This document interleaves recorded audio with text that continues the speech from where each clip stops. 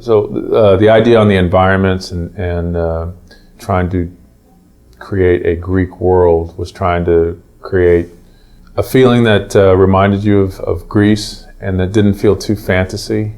So we were trying to walk that fine line between a fantasy game environment and a traditional Greek environment. And so part of it was again trying to get stuff that made it feel Greek, not Roman, but Greek.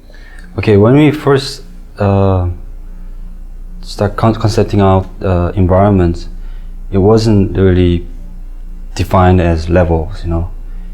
We picked out the important locations such as Pandora and Athens and Hades, and all I knew is like the game should feel really big, which means there's no like cramped area. It's more like challenge against the god and like huge monsters. So the look of the environment should be like huge, you know.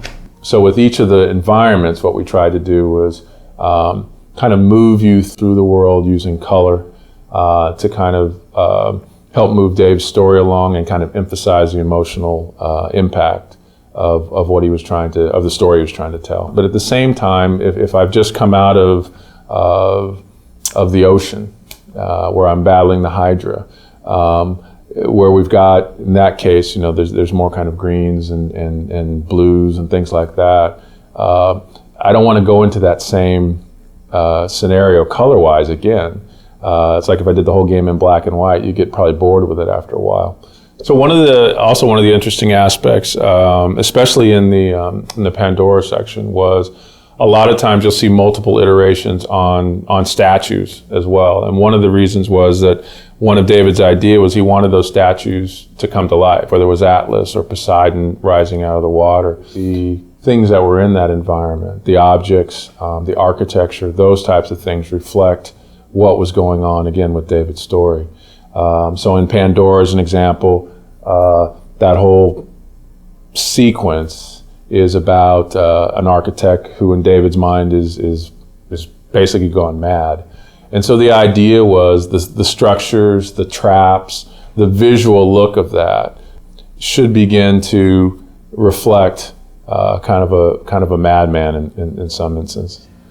I did that piece, even the level of the design wasn't solid yet. So, but my own interpretation, I was thinking it's like things are like there's no gravity, but at the same time things are like kind of shifting all the time, and there's infinite distance in the back. Things are flying, falling, exploring. The Mountain Olympus, that one particularly, it's not for the game art. It's more like, okay, we want to talk about Mountain Olympus, so where's the image? That kind of thing.